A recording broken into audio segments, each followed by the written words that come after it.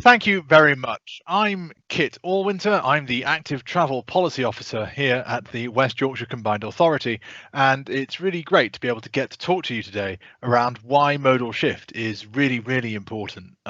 Obviously, I'm going to be coming at it from an active travel point of view, but it works whether you're talking about public transport, future mobility, or indeed active travel. So I'll try and bring in the other modes as and when I do, but the day job does tend to interfere, and I will probably end up repeating myself mainly about active travel. So for that, I apologize now. So the first question really, I guess, is why do we need modal shift away from private motor cars and towards other things? Well, I mean, the basic reason and the driving one at the moment is certainly a result of decarbonisation and a need to move away from the carbon intensive internal combustion engine. As you can see from these slides, this is from our West Yorkshire connectivity plan or connectivity implementation plan. What it really looks at is how we can potentially try and get our carbon emissions in the transport sector, which have been historically high, down to a much more reasonable number. And as you can see, even under the best case scenario modelled in the West Yorkshire case, we're still a little bit short. So even if we reduce passenger transport by motor car by 27% and we increase cycling by over 2,000%, we're still going to fall a little bit short of that net zero by 2038 goal. So we've got a lot of work to do. It's also worth noting that this still applies rather, even if we've got electric vehicles. If we move from internal combustion engine to electric vehicles, you could say we solved the carbon problem, and there's some truth in that, although there are still obviously huge carbon emissions involved in electric vehicles. But actually, there's also the fact there's so many other reasons why modal shift is important and moving away from a car-based system that EVs only scratch the surface. If we look at this, what you might see here, for example, are 5 that I've pulled out. The environment, that's decarbonisation. Inequality in community. 30% of people don't have a driving license. How can we base our entire mobility system around a system that, excludes a third of the population? Half of all single parent families don't have access to a vehicle. There's obviously the inactivity issue around physical and mental health, the fact that people get isolated in their homes due to heavy traffic and pollution. Pollution, of course, linked to air quality, and that being very much in the news at the moment, given the impact of asthma and things like that. And I think one of the most pressing reasons why we need to move away from car-based mobility and have modal shift towards other more sustainable and active modes is quite simply one of space. I have here a graph from a Canadian province, and they have very carefully chosen the units of square feet and kilometers an hour to make it as useless as possible. But what we do have is that 30 miles an hour is 1,500 square feet per car when it's moving. That's a huge amount of space that we're going to have to give over to cars in our cities if we have one person in each car, which is what we do more or less at the moment. When you compare the amount of space needed by people moving in cars compared to the other ones on this graph, such as bike, such as bus or tram, walking, you can really see how space inefficient it is, especially for a vehicle that spends 96% of its time parked. 13% of vehicles don't move in any given week. That's all pre-COVID. God knows what that's like now. This is an incredibly inefficient system and way of getting people around towns that we just need to move away from. And that applies, with COVID or without COVID. With COVID, you could say that people are going to be working from home more. Well, that's great. And they need to be going to their local high streets more, need to be going to their local centres. Well, I don't know about you, but my village high street certainly isn't set up to have a sudden mass of vehicles descend on it. We need to get there by sustainable means. If, on the other hand, COVID turns out to be a blip and we all go back to commuting everywhere, suddenly getting more and more people into city centres, well, cars really aren't suitable for that. So we definitely need modal shift. There are 3 ways that we normally do this. In particular, for the long period of time, we've traditionally looked at this one. We've encouraged people to not travel by car. We've asked them to consider biking to work for a day, or maybe getting the bus if they could, or offering support, enabling them to do it. So we've said travel planning. If you don't know how to get the bus from your home to where you need to be, we'll talk you through the journey planning process. A lot of that kind of stuff we've done, and you'll see a lot of slides around this, and it's very, very good stuff. Here's the traditional kind of slide that I'm talking about. We've helped 33 schools by building 140 new bike spaces and 37 community groups providing solutions, and it is really, really good stuff. But crucially, it's important that as well as doing that, we also create space for people to actually cycle or walk to school, or indeed get the bus through creation of bus lanes. If we create the space to carve it out from private motor traffic and instead enable these other modes to be effective ways of getting to and from where you want to go. So it's really important, therefore, not only that we encourage and support people in making their decisions, but also that we enable them to make their decisions by providing that infrastructure, and that infrastructure is safe. Now, when I talk about infrastructure, what am I talking about in particular? Well, here are some thoughts around what we mean in active travel infrastructure in West Yorkshire. It's vital that our infrastructure is suitable for everyone, from children to parents to disabled, and all abilities. And this is so important in enabling the step change in the quality of life that moving away from car-based mobility will offer. To give just one example of this, one of the traditional things about becoming a parent, I'm told, as I await that joyful event, is that I can look forward to the next 20 years of my life essentially being a taxi service for Jimmy, my notional hypothetical child. Now, what this means, of course, is that, I will take my time ferrying them to and from school, to and from piano lessons, tennis lessons, drama club, their friend's house, whatever it might be, football training, rugby union, rugby league, depending on which bit of the country you're in. Now, all that's great. But if you imagine that we lived in a country like the Netherlands, where little Jimmy could get to and from school quite safely on his own bike. He could get to and from his friend's house by walking, or on the bike, or on the bus even.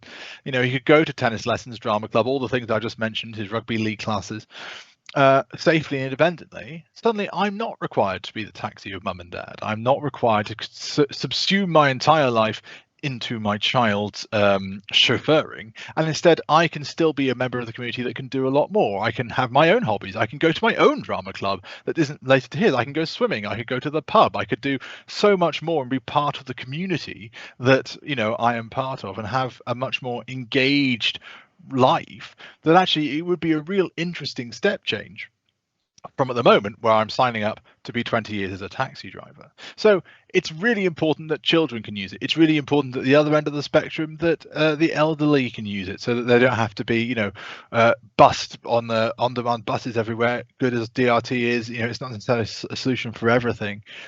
If the elderly have got independent mobility, that's fantastic. If the disabled can have more and open mobility, all the better. If we've got a walking infrastructure that enables for double width buggies, that also enables parents to get around, it enables people in wheelchairs to get around, it enables people in mobility scooters to get around, it enabled elderly Mrs. Miggins with her tartan shopping trolley to go down to Aldi. There's a whole lot of options that we can explore through providing really high quality infrastructure that's designed for everyone. The traditional way of saying this is sort of 8 to 80. So that means, of course, like we said, it's got to be suitable for all those things. Raised crossings, no barriers, plenty of crossings with plenty of times. And from a cycling point of view, it's got to be protected from motor traffic so that people feel safe using it. All of this goes, of course, the same for bus, or for DRT if it uses bus lanes, or indeed for any of these modes. A tram, it's got to be coherent, it's got to get you where you want to go, it's got to be comfortable, attractive and safe, and it's got to be integrated into the urban realm. So that's what I mean by infrastructure, and it's quite, that's a lot. And it being quite a lot is, part of the problem, but it gives us the potential to tackle all of these issues I was talking about. Suddenly, if we provide the space for little Jimmy to get about independently, so I'm not driving him to and from school, and I can get about independently, and my neighbors can get about independently on bike or on bus, and we're not driving everywhere, we've created huge amounts of space huge amounts of space from freeing up all those cars that no longer need to be parked everywhere all the time. We can have sustainable urban drainage. We can have space for the infrastructure we need. That bus lane, suddenly there's loads of room for it because there aren't cars parked everywhere. We've got space for cafes and businesses to spill out and be economically active in those newly reinvigorated local centres as a result of COVID that we were talking about earlier on in the session. Air quality is improved. We all know our neighbours more because we're not locked in by oppressive traffic. Our kids are playing in the street with each other. Little Jimmy's made friends with kids down the road. Fantastic. And of course, our environment is better. So there's a whole load of benefits to putting this infrastructure in place and enabling that mode shift from car-based mobility to other methods. Now, you'll notice, of course, the numbers on this slide are 3 and 2, which would imply that there is one more step that I haven't yet shared with you. And of course, you'd be right to guess that. If we know that encouraging people to travel more by bike works, which it does, but they need a safe space in order to feel that they can travel by bike, or they need the bus infrastructure to be attractive and clean and direct and have bus lanes, so that they therefore feel that getting the bus is something that they can do and it's actually an attractive option. Then what we need to do is create that space and have all those opportunities that I just outlined around suds, around trees, around cafes spilling out.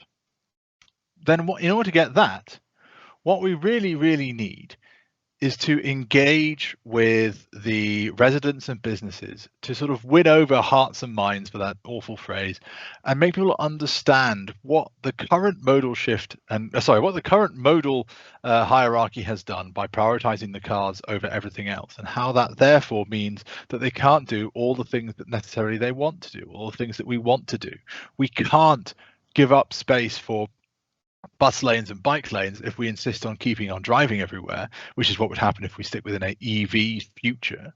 So therefore, what we're going to need to do is we need to win people over and make them understand that actually, putting an LTN in place, a low traffic neighborhood in their street, is so much more than just making it harder for them to drive. It's about enabling their kids to play in the street. It's about improving air quality. It's about improving the environment. It's about creating a sense of community. And people support this kind of stuff. People like the fact that these other modes are better, and they understand that they are good things. I mean, just in terms of absolute numbers here, when asked about cycling, just as in general, people think cycling is a good thing. It has a positive impact on air quality, Kel's Surprise. It has a positive impact on local environment in terms of place and in terms of local economy. And indeed, the quality of life is better as a result of people cycling. More people would consider cycling if it was safer. So we know that they want to cycle more, but they know that there's not the space for it at the moment, and they want that space to be created. If we look at a different area again, we know that people like the idea of walking more. We know that people want to walk more as a result of the pandemic. 40% of people in the UK say they've loved walking more during lockdown, and they want to walk more as lockdown finishes.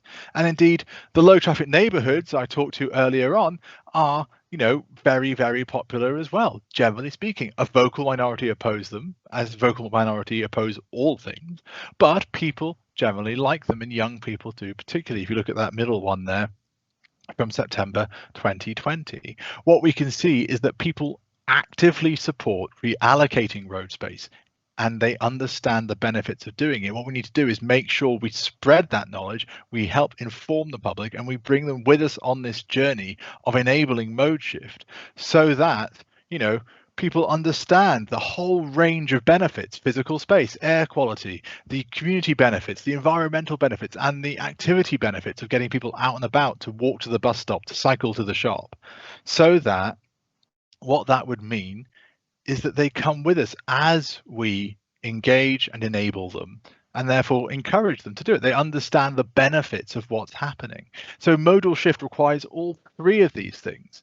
It's no point if we win the battle, not battle, apologies for the war terminology there. If we win over people and they say, yes, we want a low traffic neighborhood in our area, so that's stage 1, tick. done. Fantastic. Stage 2, we put the planters in, we redirect the traffic as required, we create the opportunity for modal shift with the infrastructure. Great. 2, excellent. What happens then if we're not there encouraging, enabling with bike hire or with doctor bike sessions that people's bikes work? So travel planning, so people understand how to get to and from the bus network, to and from their house, to and from their place of work, to and from the town centre. We need to work on all 3 of these areas, or else it's not going to work. So we need to engage people, we need to enable them with the infrastructure, and we need to encourage and support them with behaviour change as and when we can. And it's only by doing all 3 of those things at the same time that we're really going to see modal shift, and that modal shift from car to the other modes, be it demand responsive transport, be it bus, be it walking and cycling, be it, I don't know, cabs or e-scooters or other shiny, exciting new things, or the more traditional ones. It's really, really important that we do all 3 of those, and I hope you'll be excited by the scale of the challenge that we've got, but also help us in doing it. That would be fantastic. Thank you very much.